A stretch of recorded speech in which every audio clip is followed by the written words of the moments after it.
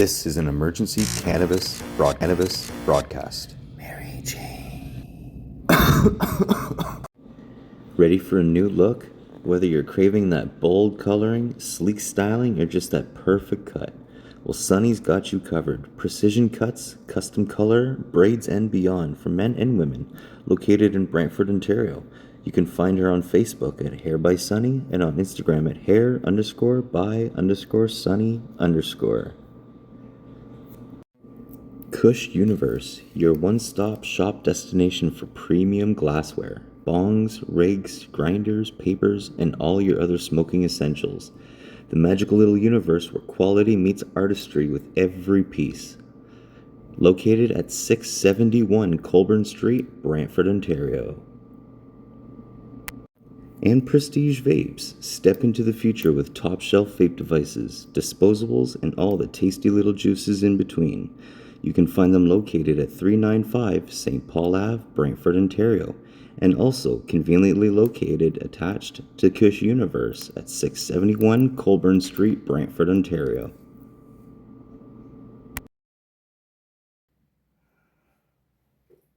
Welcome, everybody, to the Good Greens Podcast, the show where we smoke, joke, and talk about the wild place we call Earth. We have a fun show today. We're going to have a chat with a musician friend from BC, some space talk, guns and cannabis, even some sunken treasure. But before we continue, I have to remind everyone that this podcast is for those of legal consumption in your in your jurisdiction, and intended for entertainment purposes. And maybe some education too. So that means if you're in diapers or just for your first set of pubes, turn this off and go to bed. For the rest of you, pack it, fire it up, come along, and let's have some hits from the bomb. I do want to wish everybody a happy Halloween this week. As you can see, I'm in my Slaughter to Prevail / Gengar costume. I don't usually like to start the show off on a negative topic, but we do need to share some bad news with everyone. Our friends over at Kush Universe and Prestige Vapes was broken into. We have some pictures here and we will throw them up on the screen.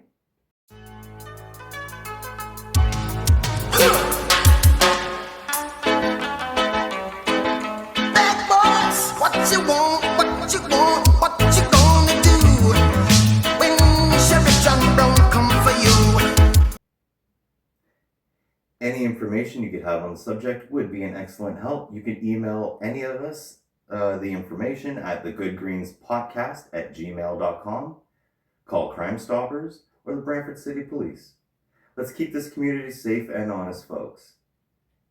Now that that's been, put off to the side, let's get this show rolling. Ooh, it's warm in the studio today, so I'm going to get this off right now. Ooh, hello, everybody. I want to start with the cultivar of the week. This week we have the BC Quarter Breathalyzer. It's a sativa-dominant flower boasting a large 3.2% terps. The main ones being caryophyllene, limonene, and linalool. Holy, all the L's today. And right out of the bag, you can smell lots of lemon. Like lemon plage. No. But all jokes aside, it smells very lemony. It grinds up very nice. Like it's very kinetic in my grinder. Not super dry. Can tell some real care was put into this. As I said, sativa dominant, caryophyllene, limonene, and linalool. The THC content coming in is a 31.4% as well.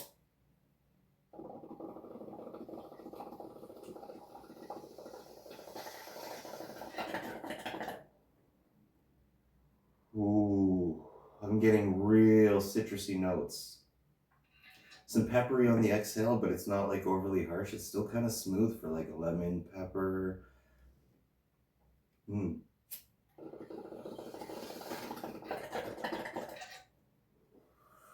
Start to feel the happy eyes right away. This is enjoyable. It's definitely uplifting the mood, like almost instantly. Probably some entourage effect there, like hoping it's going to do it, knowing it's a sativa and stuff, but Yeah, it's really nice. I would recommend this for those old school sativa lovers for sure.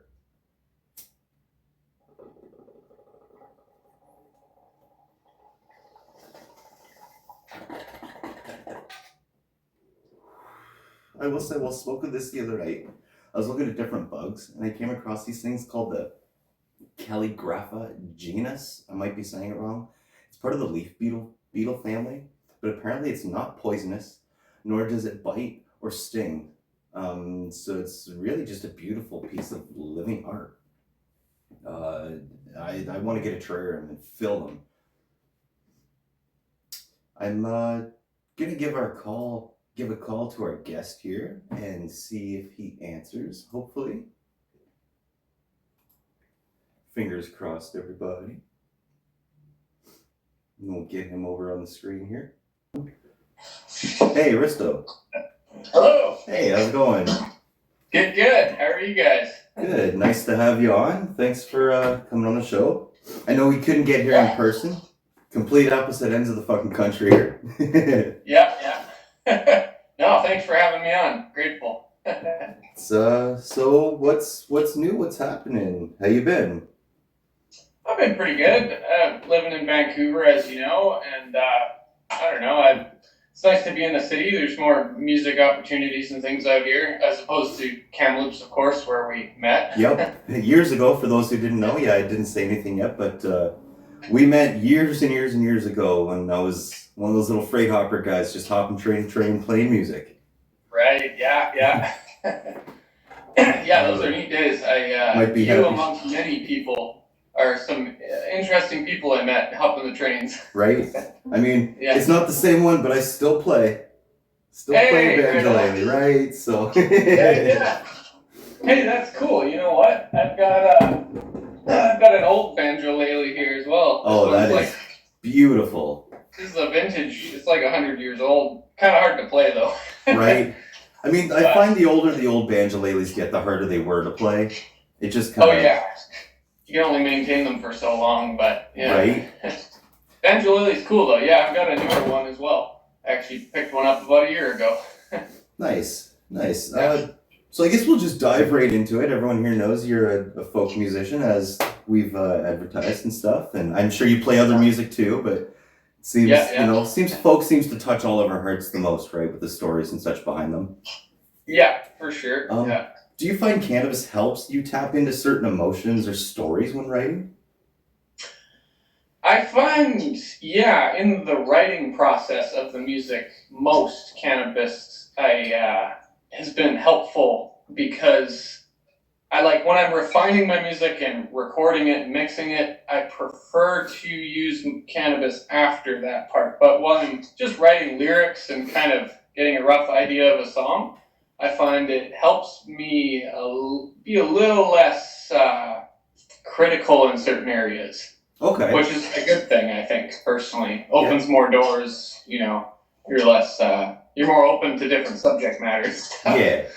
Do you have like a preferred way to consume, or a preferred even time of day, morning, night, all day? Yeah, no, pardon me, I prefer to, in the evenings for sure. I like to start my day kind of, clear-headed, and then come in later on and enjoy my cannabis. I live in a no-smoke apartment, unfortunately, so I've got my vapes and whatnot here.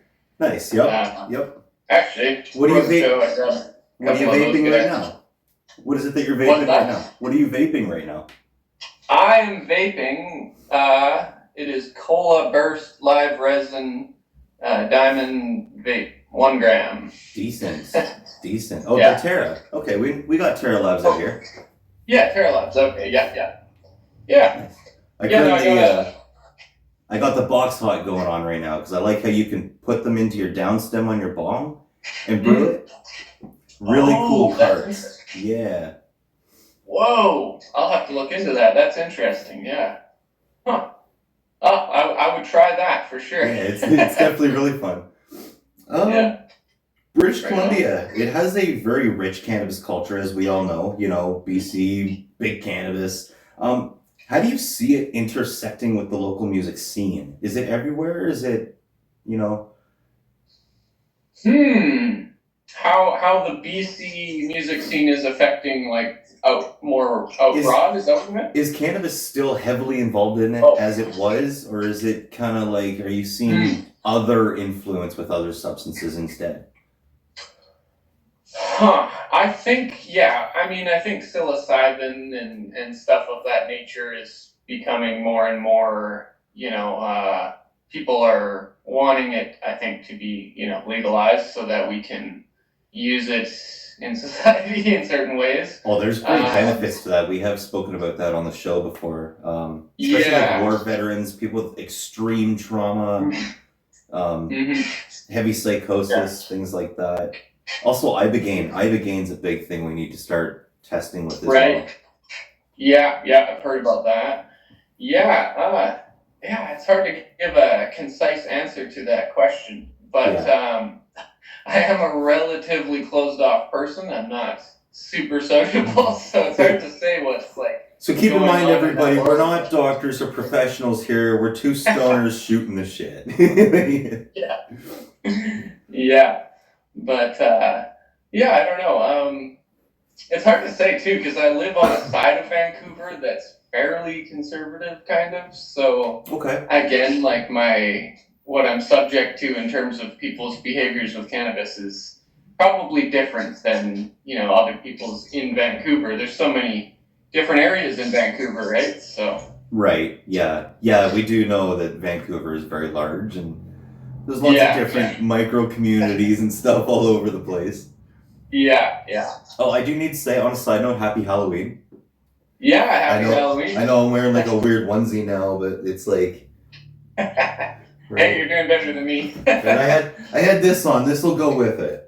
Oh, perfect. I should have thrown on my prison outfit. Rig outfit. As we know, we never let any of the guests know what's going on ahead of time. Everything's very organic and off the seat of our pants. That way it's, we get it all natural out of everybody. Yeah. No, that's good. Have you noticed any shifts in audience vibe or venue since legalization? Audience or venue? Geez. Not overly, I would say. I guess with being in BC, it's kind of always been the same, right? It is, yeah. Cannabis has been, I think pretty popular in BC for the most part. I don't, that's a tough question to answer. I played a lot fewer shows before cannabis was legalized, and I play a lot more now, so. Yeah, it's, I apologize. I don't have a good answer there. That's okay. Yeah. Do you think, I guess we've already answered. I was going to say, do you think cannabis has become part of the identity of BC? But I definitely think it's... I mean, I think so to some degree. I feel like in terms of growing it here too, I think people do pretty well as far as growing cannabis in BC. I'm not super educated on that, but... Growing outdoor cannabis in BC is way, way better than a lot of Canada's interior, I will say. Now, that's what I thought. So if we want to talk but indoor grows are a whole different story, right? Like I've had amazing indoor grows from all over this country now. Yeah. So I've always thought of BC. I've always heard that their cannabis was fairly people like their cannabis. We love the BC cannabis, and honestly, a lot of the stuff coming out of Quebec. Some of the growers out there are really fucking good. Yeah. Yeah, I don't know if you guys got MTL cannabis out there. MTL? I'm not sure, or to be honest. Low-key stuff like that. If you do, give that stuff a try. Yeah. We have been boasting a lot here. There's actually a company from where we film here in town, in Brantford, called 67 Sins. Mm-hmm. Try and get your local shops out there. If they don't have it, to get that. It is the bomb diggity. Yeah. It is strong. It is, it puts me to sleep still. It's one of those, I don't have to change my strain. I can stay smoking the gas face for weeks, and it still gets me the same as day one. Oh, okay. Yeah. Right on. Yeah, no, I have one shop that's literally 2 blocks from me, but they've been pretty heavily affected with the workmen's strike, I believe it is. Yeah, can you tell us more about that? Because it's hard to kind of get some of that information out here. Do you know what's going on about that? You know, I was just up in the mountains for a few weeks, and I'm a little tapped out of that subject matter. Oh, But there we go. as far as I know, a good number of shops. I don't know if they're. I guess they must be affiliated with BC Workmen's something or other. Yeah. But yeah, a lot of shops are definitely like half empty. So I was kind of curious how you guys are doing. You're not affected, I presume. We have the AGCO that kind of controls it all, and then we have like the OCS, the Ontario Cannabis Sales Store, right? So we order all of our stuff with our shops from there. We got stuff coming from all over the fucking place. Yeah. Right. And yeah, some of it's really, really good, and then some of it's kind of subpar, right? But it's in order for them to get their stuff onto the OCS, they have to reach so much product, right? And if they don't, then they don't get to sell. So it's like it pushes some companies just to kind of push a subpar product because they couldn't produce as much as they needed to, so they just throw some stuff out there, right, in the hopes that they can make some money, and it's not fair by any means. No. Yeah. Oh, that's interesting.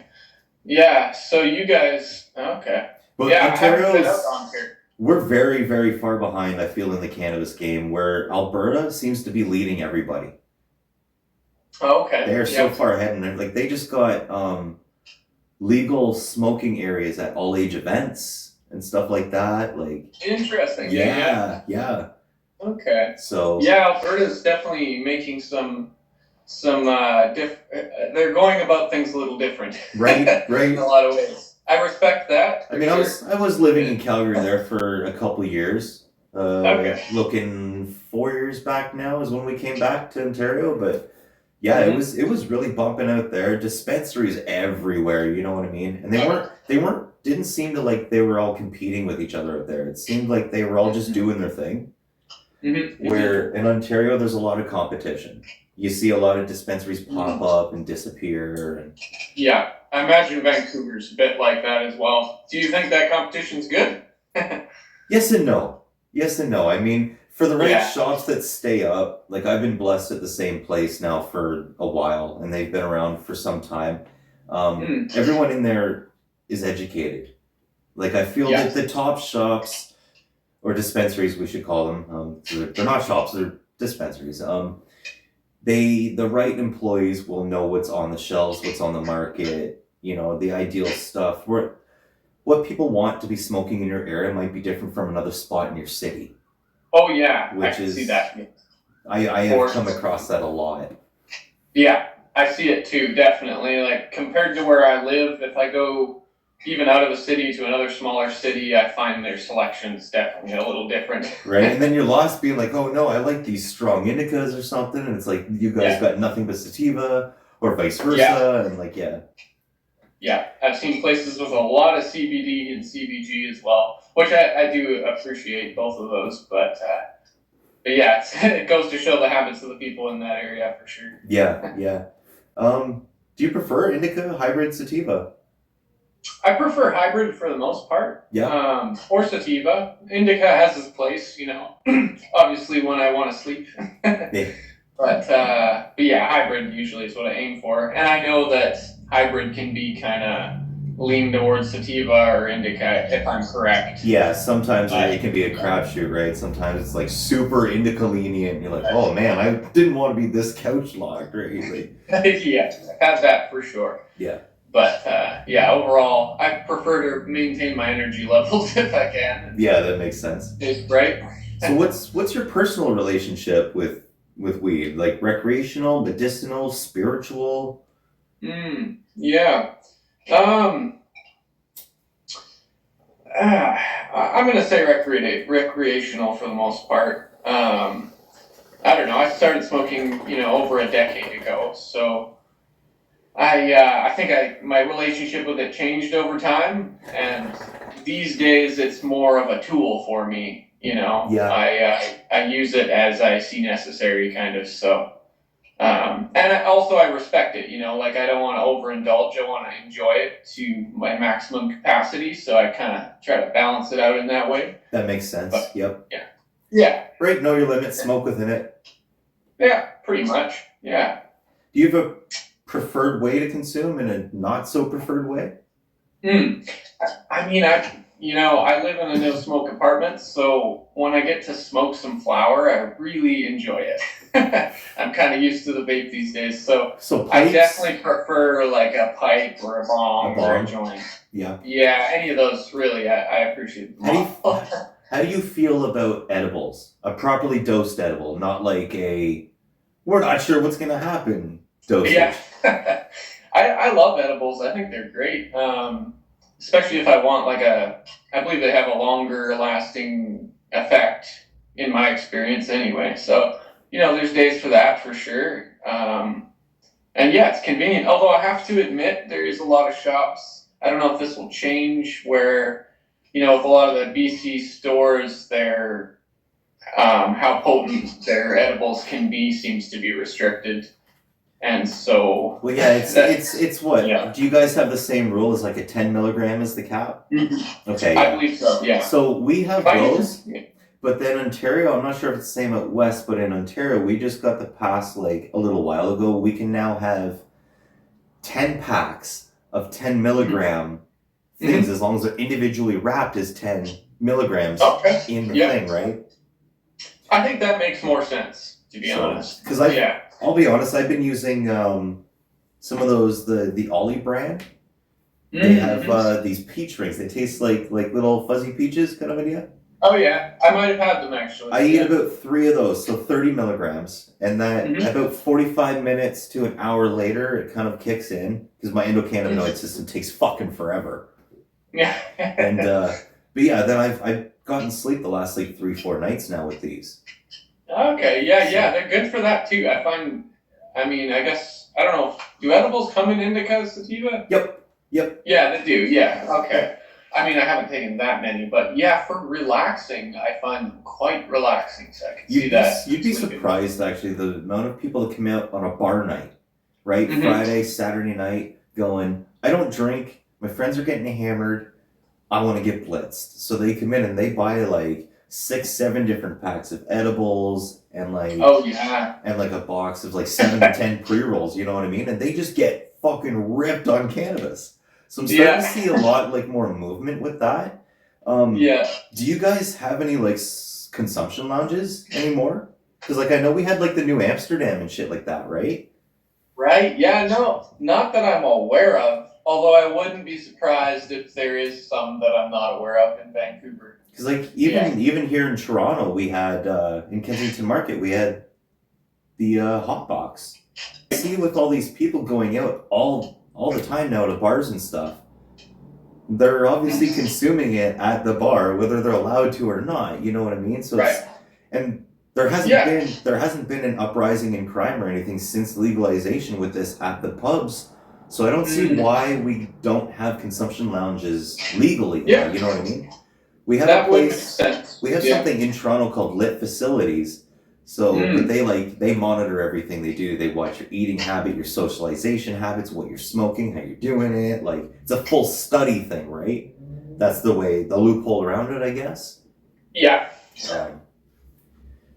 Yeah, it's interesting. I'm sure it'll move that way, I imagine, eventually, if it hasn't already with Vancouver. Right, I hope so. Yeah. I really hope so, because I don't think there's a lot. It's still such a fucking taboo thing. For what? Because they wanted to attack fucking people of color and fucking jazz music back in the day? You know what I mean? Like, you will like to see, this is our cultivar of the week. Oh, yeah, nice. The breathalyzer. Yeah. It is a craft company out from you guys. Oh, from BC? It is the BC. I usually buy the BC smalls, so like the 3.5s. I bought their quarter bag this time. It's the breathalyzer. It is a sativa, so I'm going to be wide awake for a while because I'm on like bowl 8. Right on. Yeah. Good stuff. Yeah. Yeah, I'm just indulging in this sweet tooth drink here. I haven't That seen root those. beer. You've seen them, or you haven't? I have not. They I wonder if that's... Wait, are they by status? No, not that I'm aware of. I mean, heck, the store I'm going to is not doing so well, so I don't know. Maybe they're ordering their product from somewhere else or something. But I've been enjoying some of those Miss Jones sodas. oh yeah, They're made. I'm unfamiliar, but they're made in the Jones factory soda, actually. oh, cool. Yeah, right so on. they're like spot on. They're so good. Oh, right on. No, yeah, I enjoy the drinks. They're pricey, but I'll treat myself once in a while. But they work. That's Oh, the yeah. thing. Like, I find some edibles don't work for me, but then I'll have a drink and it kicks and it works. Yeah. So. I could see that. Yeah, that's true. The last time I tried them both together, so that wouldn't really give me much of an answer, but True. Yeah. So back to the music. What first drew you to folk music? Like, how did your journey begin?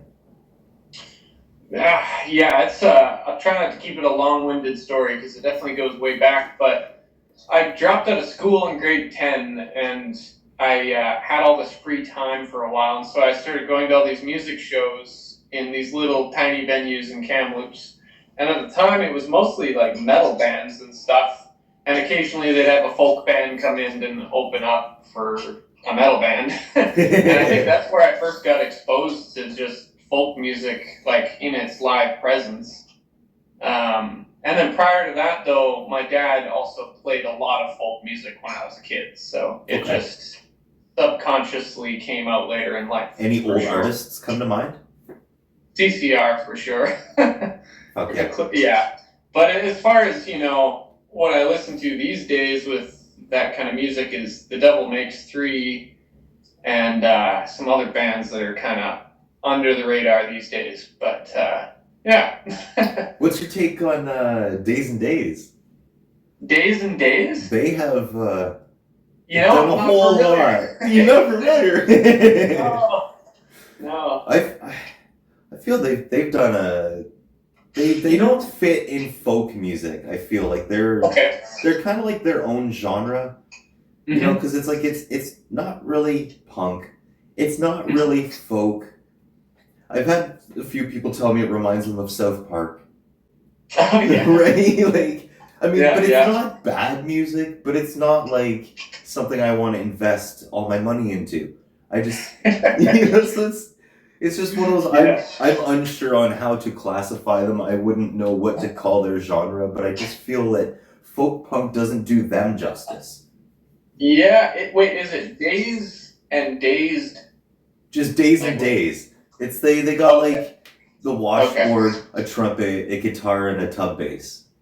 Okay. The name sounds vaguely familiar, but I can't say I know them yet. I mean, I'll check them out, though. mind you, with your music, I get some definitely some, as you said, The Devil Makes Three, definite with your timing and your writing style. But then the sound, I get like a strong influence of like a Shaky Graves, as I was saying before. Yeah, no, that's a huge compliment. Which is I didn't hear of Shaky Graves for years, and then someone told me about him, and I was already using a suitcase as a drum, and I thought, oh, I love this guy. Right? I will say, it takes a certain fucking talent with someone like you or Shaky or the other people that do like that one-man style performance, It's not easy just to play and sing, but then to add your rhythm on top of that and stuff it takes a lot, right? It's tricky, yeah. I still struggle with it, for sure. Yeah, I don't play my drums on my feet all the time these days, so I definitely fall out of practice a little bit.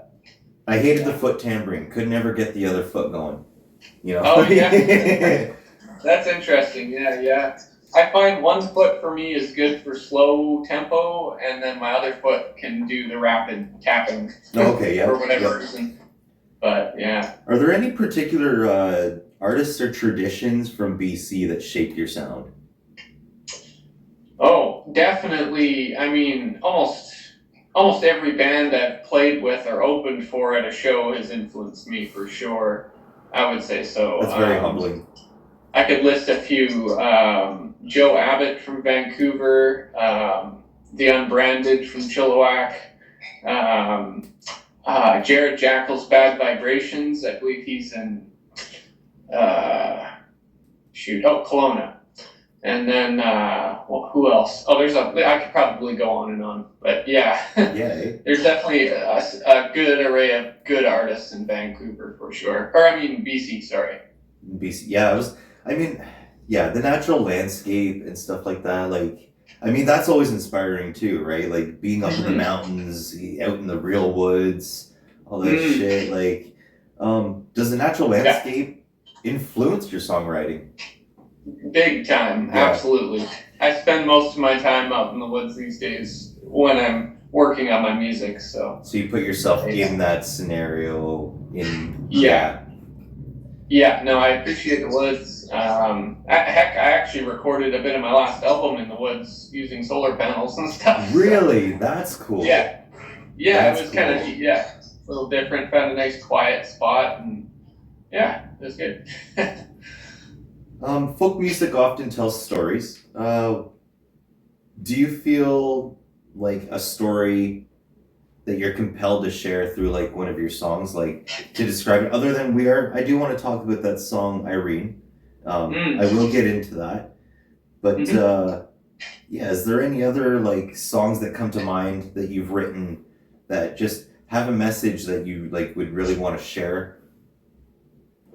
That's a tough one.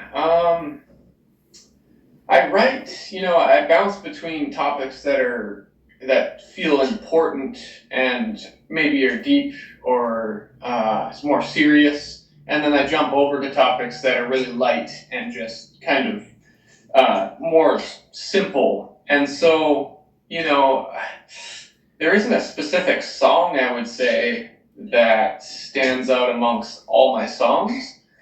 But I would say that about half of them are things I would take very seriously and want people to hopefully get the message.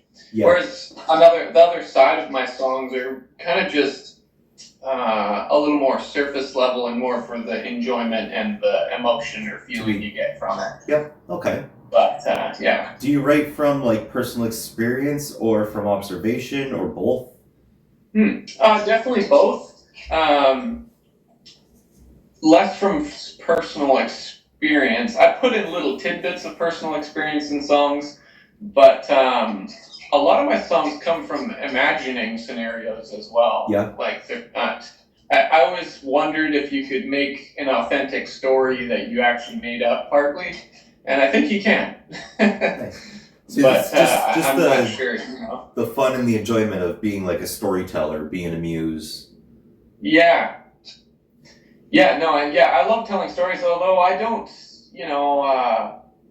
I think a lot of storyteller songwriters have a way of going about it, whereas I don't really have any rules to abide by. I kind of just do whatever seems right in my mind. So, yeah, I've never been in any traditional sense of writing things in a certain way or anything. But okay. Yeah. How do you think the folk scene in BC differs from other parts of Canada? Because I know like Eastern and Western folk sounds very different, right? Yeah. That's a good question. You might know a little more than that about me because I have not been to the East Coast. So I can't say in terms of seeing music live, which is what I would like to judge that off of. It's a very strong Irish vibe to the folk I find on the East Coast. I've heard this before, yes. Okay, I have Irish in me too, which is interesting. I've always wanted to come out to the East Coast, to experience the music out there. I do plan to in the future, but I'm not answering a question here.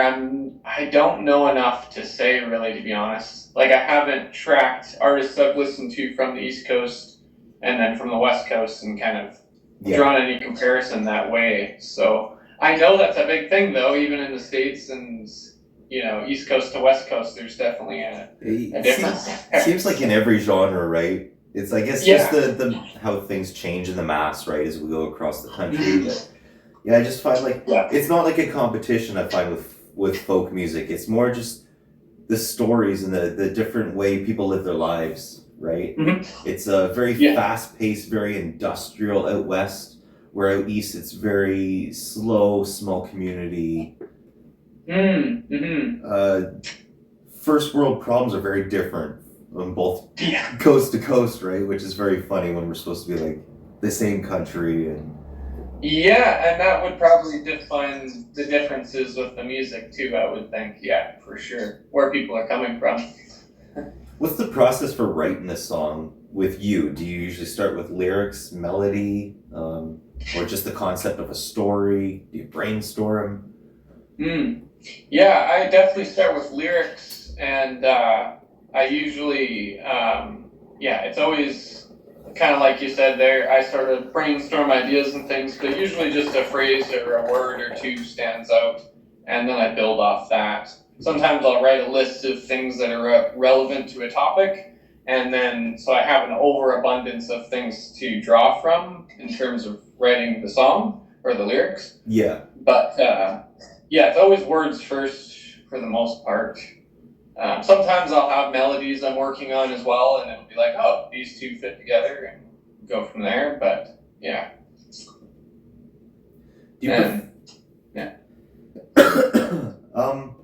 What's been your most memorable live performance? Was it probably more recently in Vancouver? I had a couple shows. They were entitled a Hoedown, and there was a whole bunch of folk bands and stuff. That was probably about a year ago now, and we had 2 of those shows. Those stand out for me big time. I think it was probably the biggest stage I've ever been on, so that had an impression on me for sure. Yeah. Yeah. Tell us about your latest album. You were saying, like, tell us more about it. You were saying you, like, were out writing in the woods and shit, like... Right, yeah. Sounds, like, real authentic, real grit, real grind, like... Yeah. Yeah, no, I've always been a recording artist in conjunction with being a musician. So I've always loved just recording, being in a studio space and playing around with different instruments and things. So I always thought neat nowadays with all the technology we have, why not just go and record out in the woods and bring all the gear out there? So I've kind of had a dream to be able to just record, on the go anywhere, whenever I can. And I think that complements the whole process of making and writing songs too, because it can be so spontaneous. Ideas come out of nowhere sometimes. Yeah. So if you have the ability to record wherever you can, then you can kind of seize the moment a bit. But, and as far as my last album goes, the last thing I released was a live, it's all live songs. I just recorded in one take for each song. And I re-sung a bunch of songs I had already released from the last album, and then I also sung about 12 new songs, I believe. But that album, I wanted to just share my music as raw as it can be. Nice and organic. Yeah, organic, exactly, yeah. And with previous albums and things I've released, I definitely got into the mixing of the music a lot more, and I'd play my own, backing banjo or whatever it was, guitar or drums, harmonica. And I tried to layer things up a little bit, but I wanted to kind of share both worlds. The music just as it is when I play for you, and the music I make kind of with more, trying to be more broad with my creativity, I guess. Yeah, okay. Yeah. Sweet.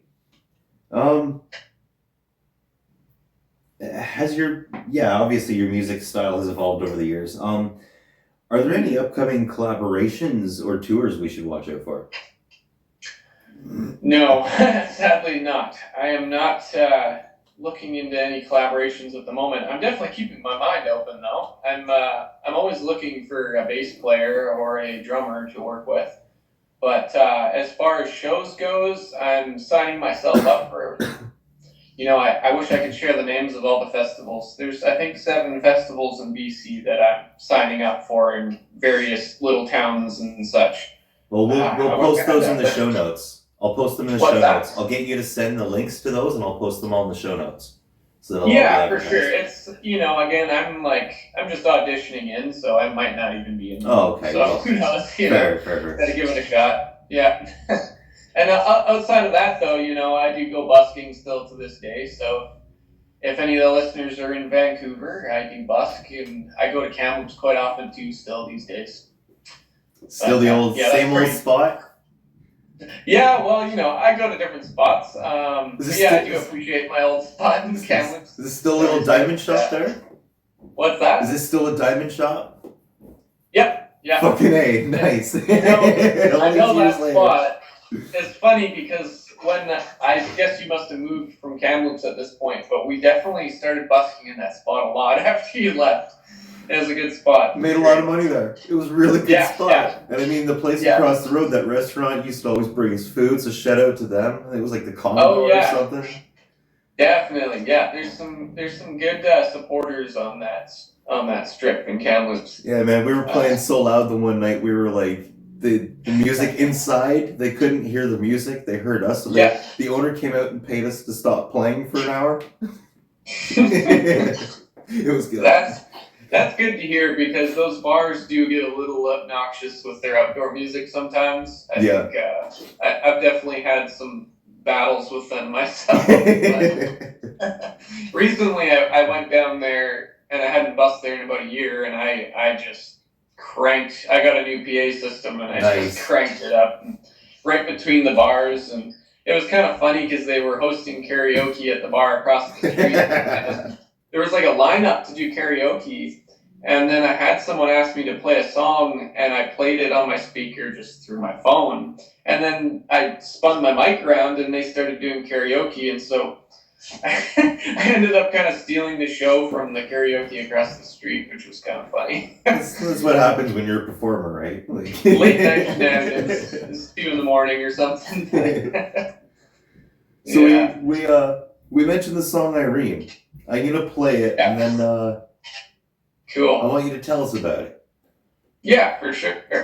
So hopefully it doesn't. Actually, speaking of musical songs, that is, I guess, one worth mentioning. Yeah. We will hopefully it plays here. There we go. Oh, good.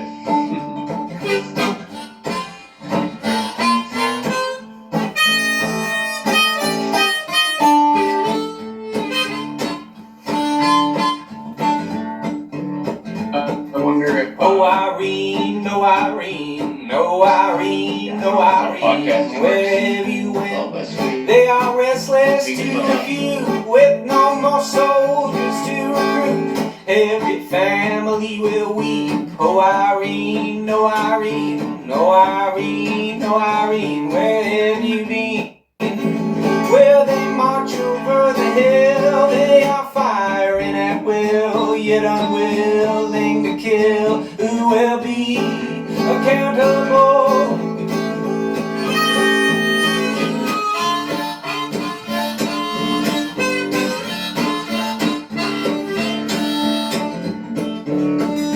To the Ukraine invasion, Afghanistan to Mexico to Mali to the Congo to Yemen and to Syria to Iraq and Nigeria to South Sudan to Pakistan, Cameroon to Thailand, Libya to India to Somalia to Palestine, Turkey to the Philippines. Oh Irene, where have you been?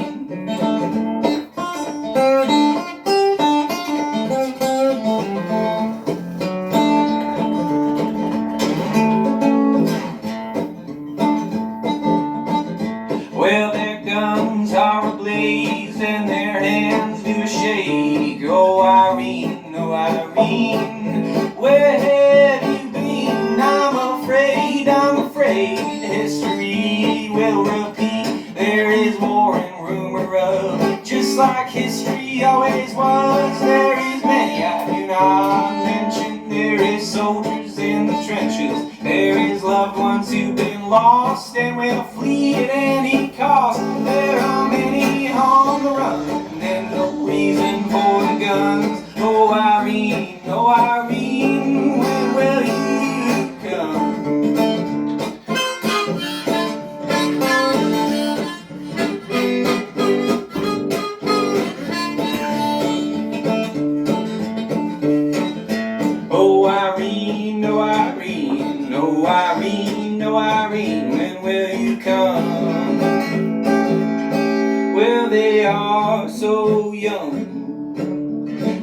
They are so brave, unlike the ones who sent them to the grave.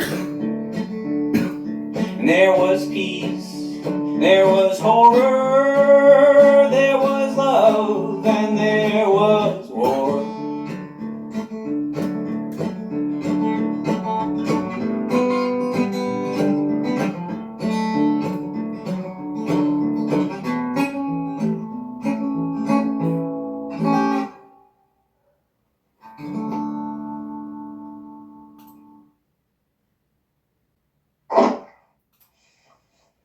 Hello. All Hello. right. I hear you. Sorry, I think you were saying something there when the music started playing. We couldn't hear you. No, it's all good. Yeah, no, I cut in, my bad. Yeah, no, that's an important song to me for sure. I wrote that song, right when Ukraine was getting invaded by Russia. So, Oh, okay. and Okay. I thought, I just thought for a second, I was like, this is so weird. Like, there's so many anti-war songs from World War II and World War One. And now we're in 2025, and I'm thinking about writing another song against war. And I thought, man, I didn't believe the day would come in my lifetime where we'd have. There's actually so many wars going on that are in active conflict, and so I thought, holy cow! Yeah, so I many think I all might at as once. well. So many all at Yeah. once. It makes you wonder: is this actually like World War III? Yeah, Right, like- no, it's crazy. And then we got people Yeah. talking about 3i Atlas and aliens and shit. I don't know if that's going on out west, but we've been following no, it here. It's a lot to take in for sure. But yeah, anyway, so that song is all about that. I list off I actually went on the internet and looked up like all the wars that were in active conflict with, weapons and whatnot. And I basically just listed off every country that was in an active conflict when I researched it about a year ago. But yeah, and then I don't know how the name Irene got in there. I know that I recently found out I had Scottish lineage, and that I think I wanted to sing a song about a woman, but I didn't know what name to go with. And then I found Irene meant peace, and I thought, oh, this could be an interesting metaphor for looking for peace in all these different countries. It's very catchy. I mean, I've listened to the song about 4 or 5 times now. Oh, thanks, man. And very much appreciated. the lyrics are already starting to click, so it's Yeah. definitely a catchy song. So I think you got your point across with that one. Oh, cheers. Yeah. I felt like I had to tell people what the name meant because I tend to write in metaphor a lot, for sure. Yeah. To the point where it's like, I don't know how people will interpret this, but it's all good.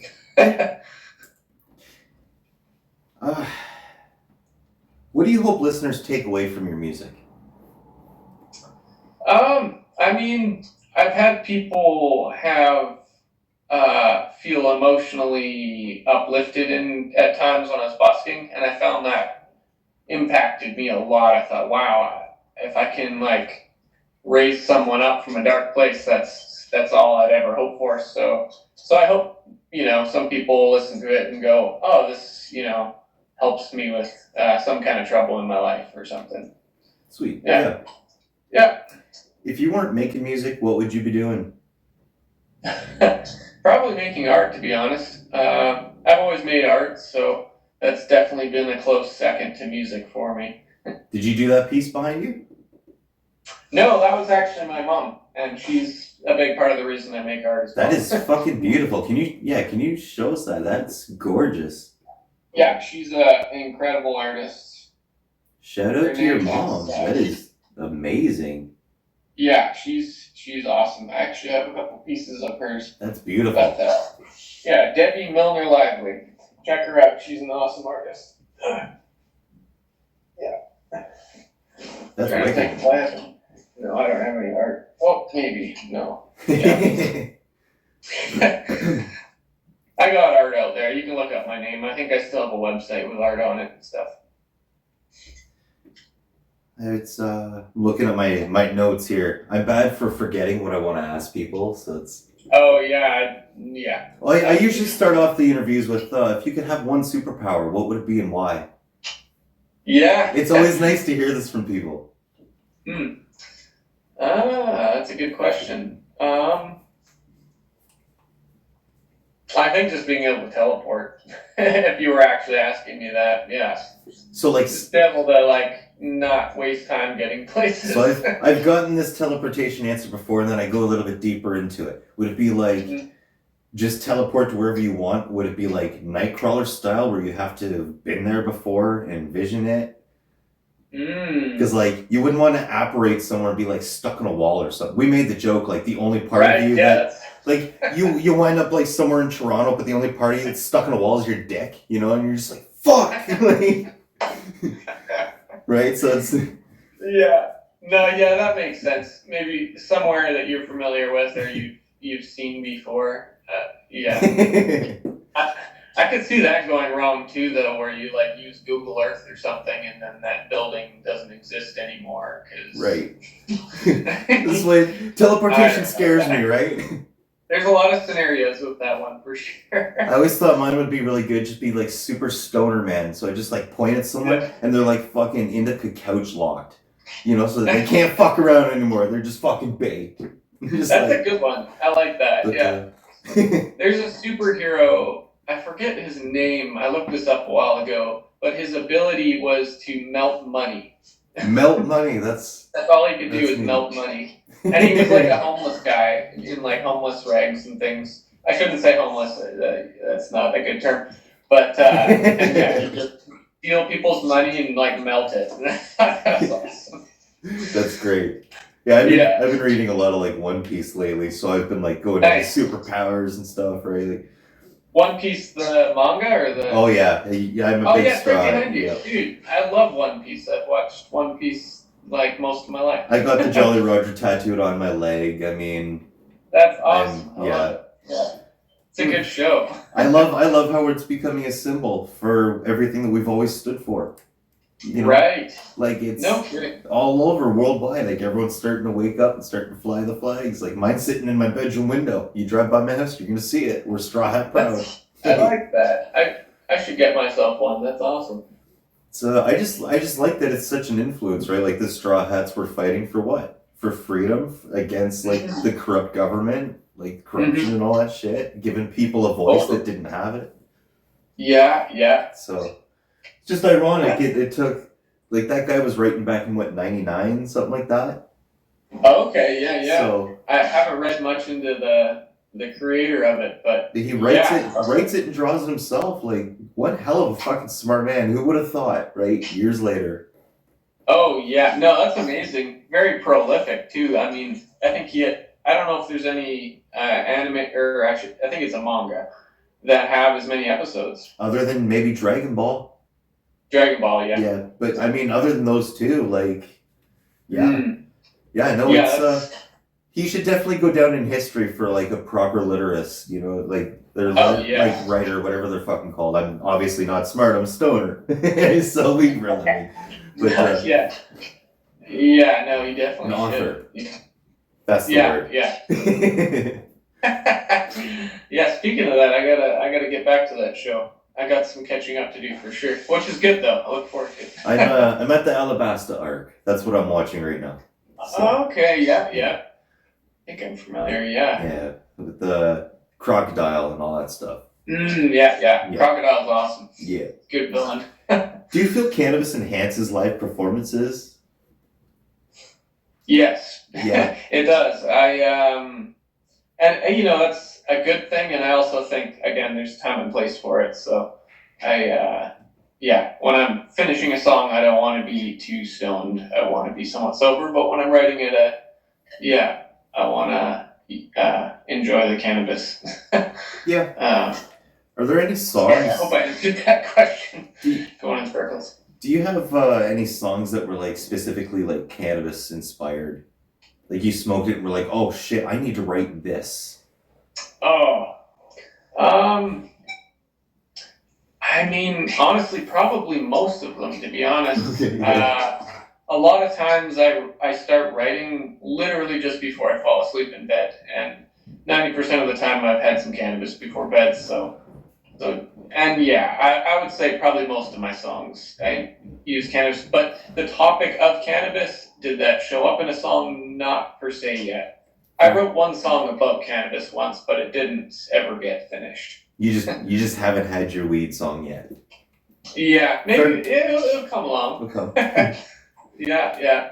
But no, like I said, most of the songs, pretty well every song I've ever wrote, I was probably smoking cannabis. I feel there is a hidden muse within cannabis. Like once you get past I know early smokers, a lot of them will get into like a sativa and they'll get paranoid and shit and never touch it again and never really get to experience that spiritual medicinal aspect to it.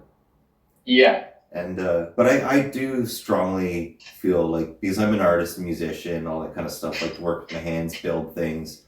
I'm a lot more going, even if I've smoked a strong ass indica that's supposed to knock me on my ass, I still find there's a creative side to it. Mm-hmm. Yeah, no, again, I mean, I want to say it lowers my inhibitions, but that sounds like alcohol.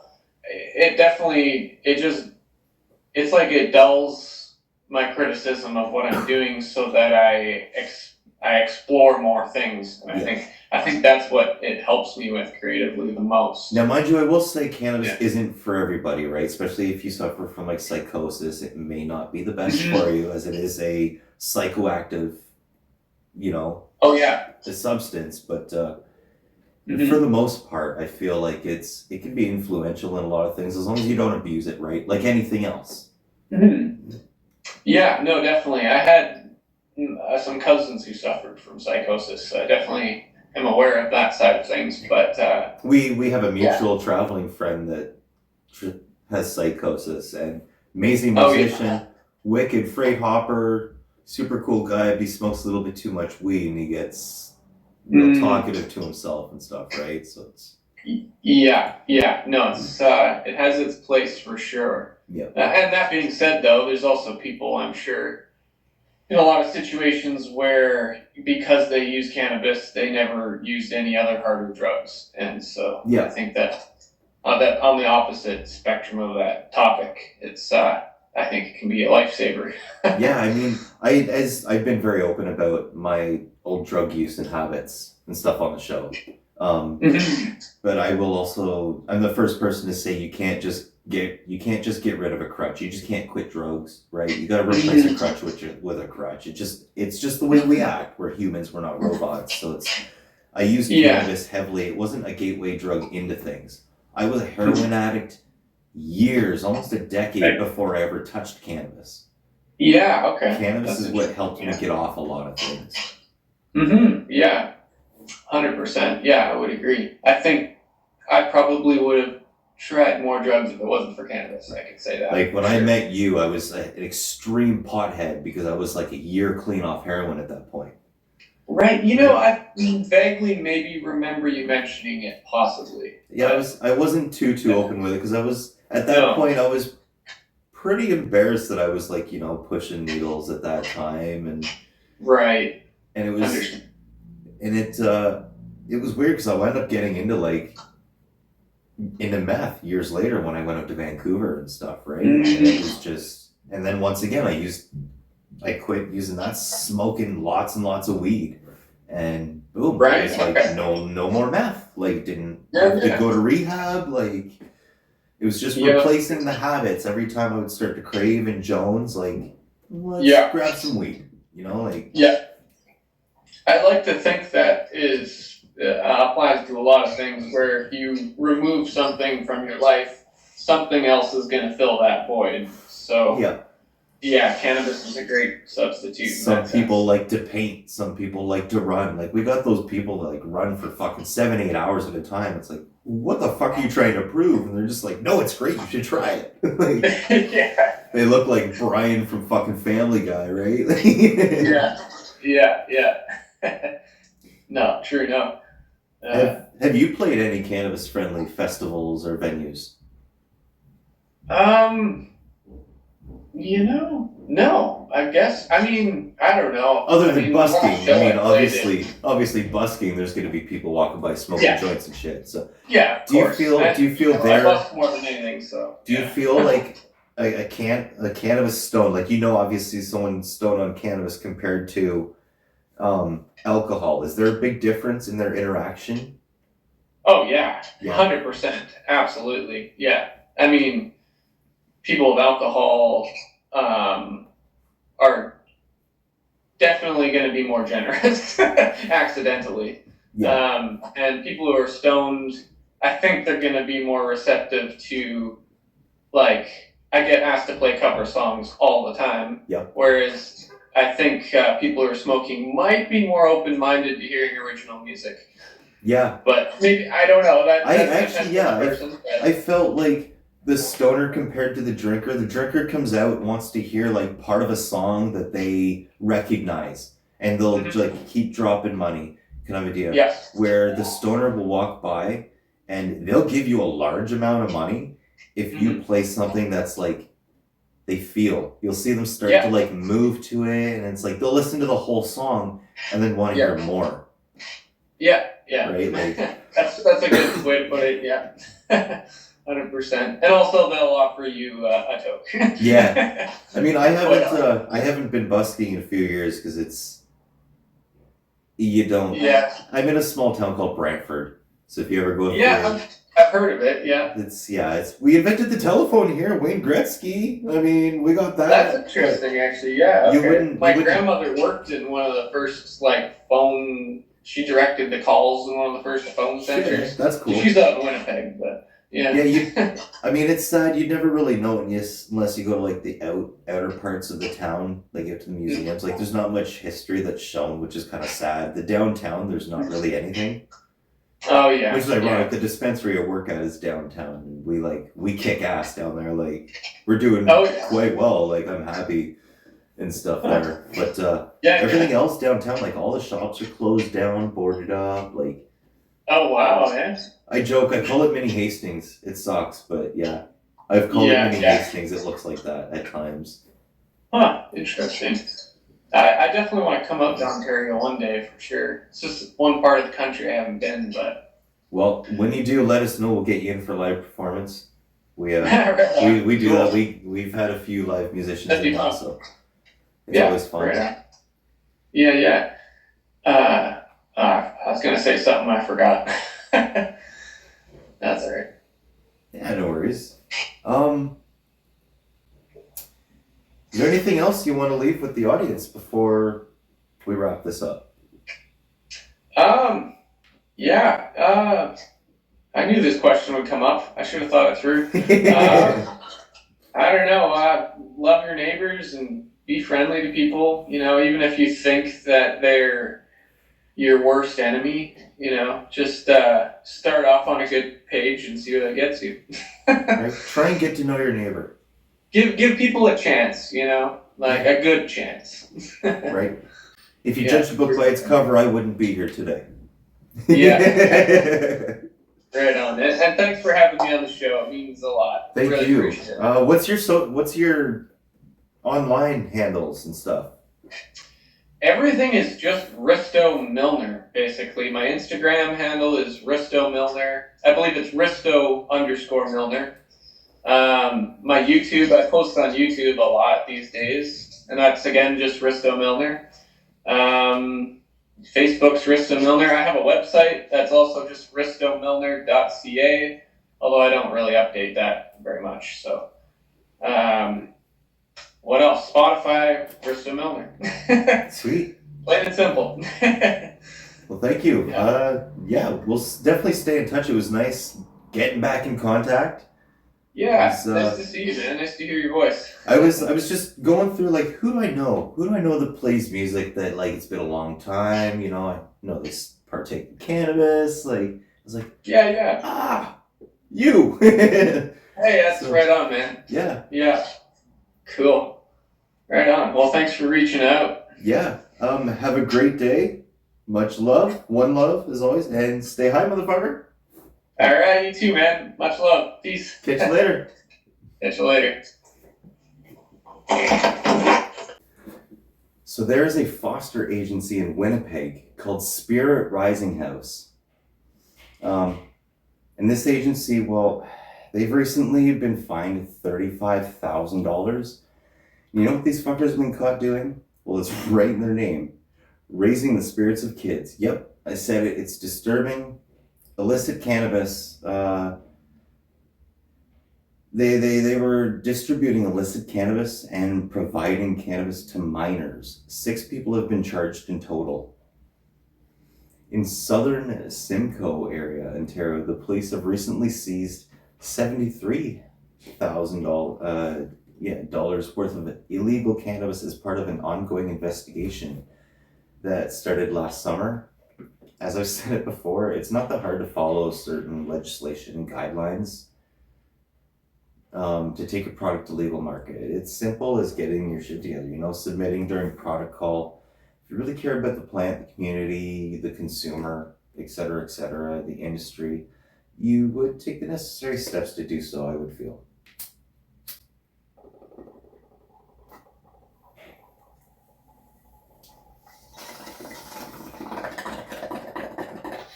Got some news about cannabis in the United States. The Supreme Court is currently looking at the thought of, can Americans who partake in cannabis legally own a gun? Explain that one. That's right, I said it. So here's what I found out so far. The big issue they have is at least 20% of Americans admit to consuming. And that's not all the ones that deny it or haven't said anything, because it's not legal in all their states yet. So that being said, there'll be huge amounts of people in opposition. And this is going to have a monstrous set of setbacks in their decision making. Policy changes, if they do happen and shit, may be in effect by summer of 2026. You can only imagine the backlash this is going to cause. Like, the believe in the owning of guns and stuff, and a lot of people also believe in being able to just smoke weed, and that shouldn't be a problem with being 2 and 2. That's just my opinion. You might disagree. As we've been following 3i Atlas lately, it's a comet, so we're told. It's over 33 billion tons, so they've estimated weighed, the heaviest interstellar object ever detected.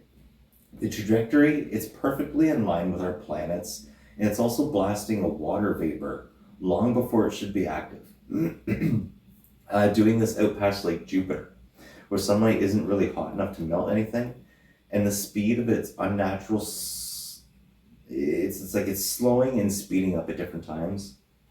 What's even stranger is Professor Loeb points out that 3i Atlas inbound trajectory crosses the same region of sky where that August 1977 thing, the WOW signal, it was detected, it's this famous radio burst. It's never been explained, and it's like, left scientists always been like, what the fuck was it? It was this one massive message that lasted 72 seconds, and it's, haunted scientists for about half a century. Loeb calls it a cosmic breadcrumb trail. They sent a message in 1977, and now they have a comet visit us 48 years later, and now we're talking about a possible alien threat in November. This wouldn't be intertwined in the same thing, right? Say like a message and then a visit and then maybe an attack. I don't know, War of the Worlds or some shit. I mean, it seems so Hollywood, but like, where do people get stories from? How do we get the idea and the thoughts in our first place? Apparently we just now have 2 moons too they're talking about. I've said it since I was a child, we got 2 moons. I always thought I saw different shit in the sky, but I was crazy being told. Scientists admit it's been around for at least 60 years, and I'm only in my late 30s, so... And it's gonna last until about 2083 before it, quote unquote, just drifts away. It's just gonna fly away. Explain that. We got media trying to rewrite our own memories, like some kind of mass MK Ultra shit. Everyone was quick to forget about the lasers, the blue roofs, the loss of Hawaii. How about just fucking Fukushima, man? That shit's still going on. Some of you probably didn't even know what that is. But that's, if you do, you know, it's still a real fucking thing. We got Garbage Island, like, we got so many different, as Risto said, all these different wars going on all over the fucking world right now. So it's like, could this 3i Atlas just be a comet? Yeah. Could there even be something in the sky? Could there not be? Yeah. Yeah to both. I don't know. Do I personally believe that this 3i Atlas is more than a comet? If we want to talk about far-fetching things, then yeah, maybe. Do I think we're all fucked? Yeah, probably. Do I think we deserve it as a whole? Well, we still warn each other. Pedophiles are still a thing. We threaten to nuke each other all the time, like on the daily. We're constantly destroying our planet of its natural resources without any plan of rehabilitation on that shit. So yeah, maybe I'd fucking say so. Do I hope all this comes true? Fuck no. I wish for the greater good of humanity. I just feel we're farther from that now than we've ever been as a society. I mean, like, even recently in a conference at CERN, they admitted apparently that they used a collider and made contact with the Draco reptilians, and then stated this has relation to 3i Atlas and shit. If that's believable, I don't know. So, like, is it just like a wag the dog thing, or are they just trying to take our attention off all the real worldly shit that's going on and just be like, hey, aliens and blah? I don't know. Is it Draco reptilians coming to fuck us up? Is it Anunnaki even, like, you know, coming to advance or help us out again or some shit, or see what we've done with their advancements or blah blah blah, if you believe that? Again, is this all just a cover up for like something like a Project Bluebeam or whatever? I don't know. As it is, we're looking, it's like the 27th of October. Halloween's in a couple days, so I guess we'll find out a week or two from now.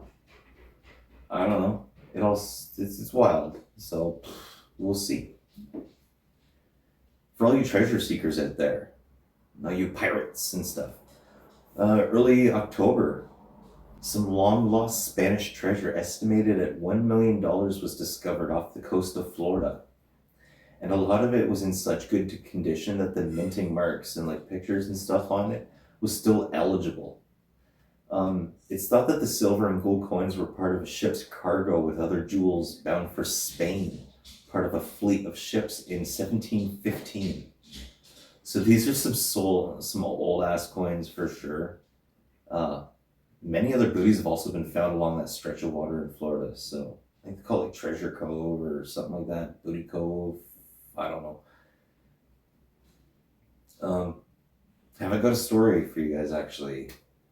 Remember the monkeys that were like spearfishing, the videos of the other ones like cracking rocks and stuff? Like, maybe they're gonna discover Flint someday. There's that other video that was surfacing around. The guys out in the jungle there, they gave that monkey the fucking gun. He like opens fire on them and then celebrates after and shit. Like, now the chimps in the Congo are masking up like little gangsters.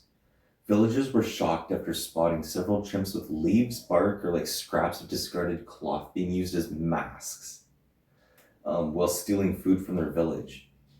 This all came from a few chimps now and then coming into the village, like their local village, and like stealing some food. Not ever like attacking the humans or anything, but stealing food. Then one of the chimps got real greedy and began stealing a lot from the village, like every day, just stealing everything. So they get pissed off, as like most people would, and then they captured the little fucker. They didn't hurt him. They took him to a wildlife facility, you know, so he was not a problem, still being taken care of, yada yada, shit's not being taken. So the food raids did stop for a short little time, but then, not individually, but as a group of monkeys, like in little armies of like 5 to 10 flanks, massed like little G's, they began sacking the village for food. So yeah, if this isn't some real like Planet of the Apes shit, I don't know what is. The weird thing is though, they weren't hostile to anybody. They didn't hurt any of the villagers instead. Instead, they were like super quick and really efficient and stole most of the food. And then they just fucked off into the forest. Just ran off. So yeah, I think that's funny. In the moment, in the heat of Halloween, we got all these monkeys out, you know, stealing shit. So all of our little kids are gonna be out getting candy. I think it was just ironic I came across that story. Birthdays this week, I forgot to look them up, but I will say my Nana. It's her birthday the day before Halloween, so happy birthday, Nana. And on that note, I will leave you guys on that. I want to thank everybody for viewing this week. Everyone that's been following every week, I want to thank you for your support. Hope you've enjoyed every show. I'm getting tongue-tied now that I'm stoned and talking to a camera. If you haven't subscribe down there. If you're new to the show, I want to welcome you guys. Share it. We always enjoy the support. We're trying to reach out to everybody. If you guys want to be a guest on the show, reach out. We'll have you on. Check out Risto Milner. And with that, love you guys. Stay high, motherfuckers. For inquiries and bookings, email us at thegoodgreenspodcast@gmail.com.